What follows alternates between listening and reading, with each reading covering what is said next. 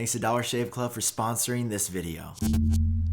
Hippity hop hop. Hey guys, what's up? Sam here. Welcome back to another video. This time talking about the 6th generation version of the Apple Watch alongside watchOS 7, two products that Apple has not yet announced. We've got some good details on not only the next generation version of Apple Watch hardware, the Series 6, but also on the next generation software, watchOS 7, that 9to5Mac has been nice to share. There's new hardware features coming like blood oxygen saturation monitoring and things in the software like the ability to share watch faces and new watch faces like those that sit behind me entirely. If you're looking forward to the new Apple Watch and watchOS 7, drop a like. If you're excited, it does seriously help the channel out when you guys do that. And of course, hit subscribe so you stay up to date on the latest Apple news. We got some good stuff today. I'm not even gonna lie to you guys. It is some pretty fresh scoops, and I'm here for it. Now, as promising as the software features in this video are sounding, I want to actually start off with hardware on the physical features we're hearing for the next generation Apple Watch. Now, as always, guys, it's possible some of these could be delayed. I'm not over there talking to Tim Cook on the phone every day, although, I mean, I wish I was. Give me a call, Tim, if you're interested. The first one that I mentioned earlier is blood oxygen saturation monitoring. This is really important. It means because you own veins that carry oxygen to your body, and it keeps important things like the old noggin up here running, you got to make sure that you have, I think, high 90s oxygen saturation to make sure that you're functioning okay. Anything lower than that, you can start experiencing some serious health complications, and it's like usually that thing that they put on your finger when you go to urgent care or the doctor. It doesn't hurt that bad, but it's still like, what is this? Now, there's good news and there's bad news with this. The good news is that we don't know for sure if it's going to be locked down to the Apple Watch Series 6 or if potentially through a software update like watchOS 7, Apple could actually enable this over the air for all Apple Watch owners since the Series 1, as they do technically have the capability to do this, I believe, if Apple wanted to enable it. However, if we know anything about Apple, I think that what they're going to be doing here is putting it on the newest watch as an incentive for you to upgrade. Now, we can get into the ethics of this and talk about that all day.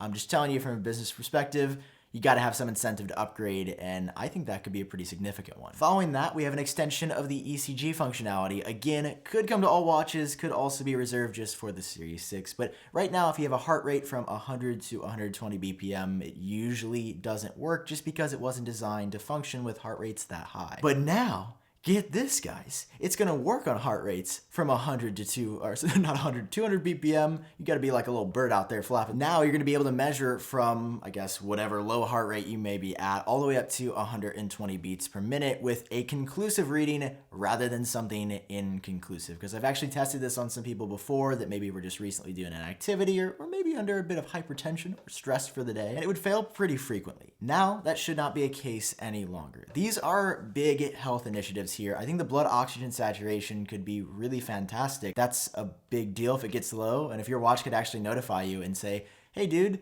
you know, you're not looking so out here. Your brain's got about an hour left of oxygen before you I mean, this could save a lot of lives, and we've seen the fall detection, we've seen the ECG, so many stories of this actually saving human lives, and that's a part of technology that I feel like doesn't get enough credit. Both of these features coming as soon as later this year. However, a little bit farther down the road, I keep reporting on this one because if Apple makes this breakthrough, it would change an entire industry, and that is people with diabetes or who need to measure their glucose. Non-invasive glucose monitoring. It is a feat that nobody's really done. To measure your blood glucose content, you have to prick a finger, you have to draw a little bit of blood.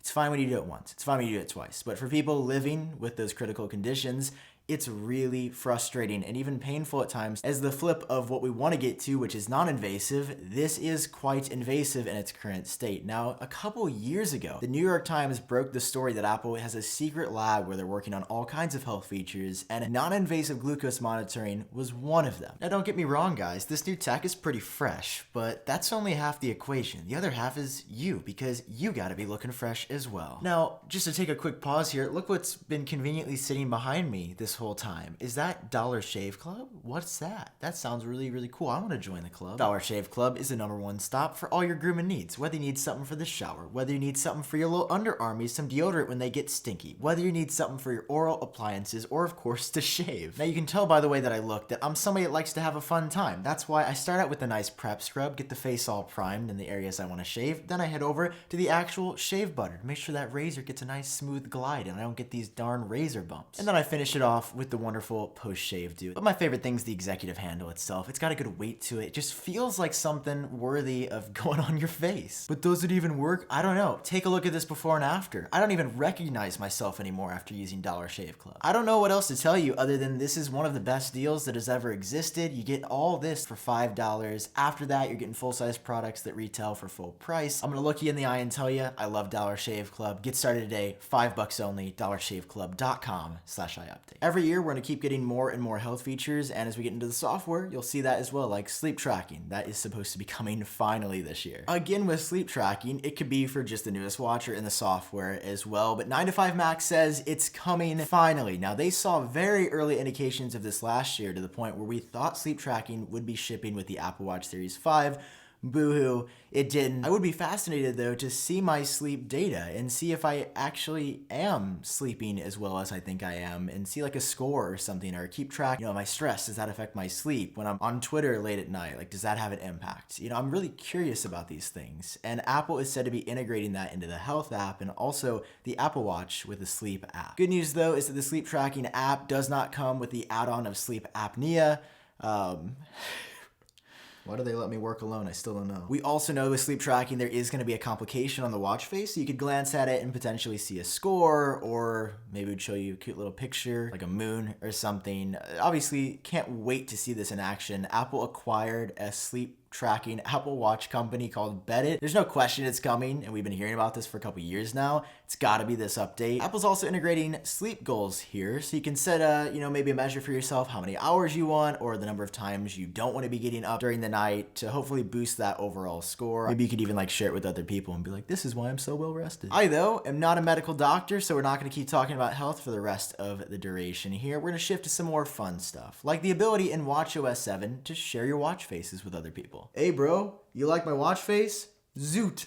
There you go. I just sent you my watch face. I don't know if it's going to work like that. I assume you'll be able to text someone and you'll be able to download each other's watch faces. But as people set custom photos on their watch faces, more on that in just a little bit. I spent some time customizing mine, and it would be cool if you see somebody's that you really, really enjoy, that they can share their exact configuration and setup with you, rather than having to say, okay, which shade of blue was it and which complication, what was the name of that app? It could just put it on your device instantly. That'd be pretty sweet. And while we're on the topic of watch faces, let's talk about some new ones here. So first up, as you can see on the screen behind me, I've been waiting to point to this the entire video. As you know, I'm a big fan of pointing. Right in front of your eyes is either a mock-up or an actual leaked image, I'm not exactly sure here, from 9to5Mac, of the new watch face titled International. We live in a society becoming more and more global on a daily basis, and if you want to celebrate that by looking at other countries' flags, maybe see your own. Not sure if it's going to change every time you lift your wrist. There might be an option for that, or simply being able to select your favorite country's flag and use it as a watch face. It's going to be a way to celebrate country pride around the world. It's a fun little addition here that we do actually have a decent look at. The second watch face that we know about so far is called Infograph Pro, and for the first time ever on the Apple Watch, it's going to feature a tachymeter.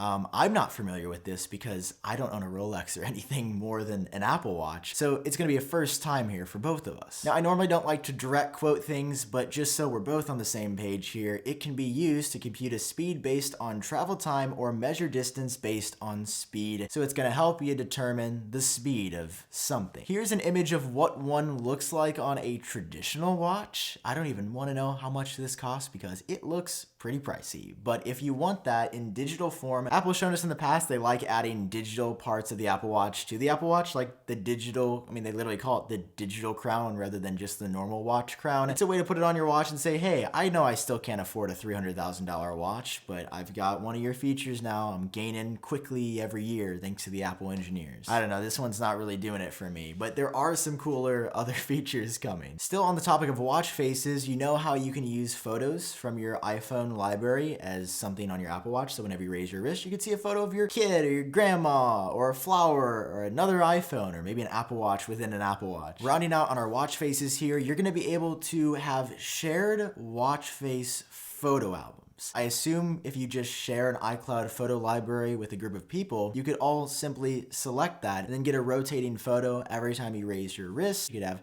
a pic of all the kids on Easter, or sometime during the holiday seasons. Like, I personally don't know why you'd want a group of kids on your watch. I'm just throwing that out there. So really the watch is playing catch up here. A feature that we've had on the iPhone forever to share photo albums is now coming to watch faces with watchOS 7. Next up, Apple Watch has not been the greatest for parental controls. It's been okay, and Apple, with screen time on the iPhone, they've continued to give more parents control year after year. These features could be really big if you wish to lock down what your children do. So first of all, you'll be able to have like one parent iPhone and 2, 3, 4 children Apple Watches, not just linked to the phone, but also managed by the iPhone. So you'll be able to do something like enable school time, for example. So during the school day, for example, parents are able to limit what apps and complications their kid to use. Now, when I was younger back in the day, the early 2000s, we didn't have this, and it was fantastic, dude. You could have your iPod Touch. Now parents with the new update will be able to lock down exactly what their kids are doing, which is better for the longevity of learning. It's just not the most fun out here. So congrats, parents. You won this one, and I'm certainly going to be using these on my kid one day if I have a kid. Well, let's slow down here, guys. Take me out to dinner first. But on the real, I definitely see how these are useful, and technology can be really dangerous for kids at a young age. There's so much you have access to now, so I think these controls are really beneficial. Next up, inside a control center on the Apple Watch, you're going to be getting a couple of new toggles with the watchOS 7 update. First, with sleep tracking, a toggle to easily turn that on or off on the fly, which is great. I'm still waiting on that VPN toggle for the iPhone Apple. It's not here yet. And the next appears to be for really loud noise or sound detection, to let your Apple Watch turn that feature on or off on the fly. For example, if you're at a concert, you could just turn that off in Control Center instead of having to go into your iPhone, Apple Watch settings, noise detection. You can do it on or off on the fly, which is great. I love having quick access to these quick toggles. And finally, we took a big step last year where Apple on watchOS 6 introduced the App Store. So you could actually download standalone applications rather than having to download them to an iPhone and then go as an extension to your Apple Watch. And even though that change occurred, to actually make Apple Watch apps, you still had to build them technically as extensions of normal apps for the iPhone. With the new update, they are going to be built on their own footing this time. They're not going to be an extension or linked to an iPhone app in any way, unless you want them to be. Is this leading to a future where one day you don't need an iPhone at all, and all your data and your stuff and your cards, and we already have Apple Pay on here, is on your wrist only? We don't know, of course, but Apple's certainly taking some measures to at least make that a possibility. Anyway, guys, that's all the news we got today on the Apple Watch Series 6 and watchOS 7. If you haven't already, go show Dollar Shave Club some love over at dollarshaveclub.com/iupdate. I'll keep you in the loop if any other rumors for the Apple Watch Series 6 come out, so drop a like if you enjoyed watching this one, and hit subscribe so you always stay up to date on the latest Apple news. That is all from me. Hope you guys are doing well, stay safe out there, and I'll talk to you in my next video.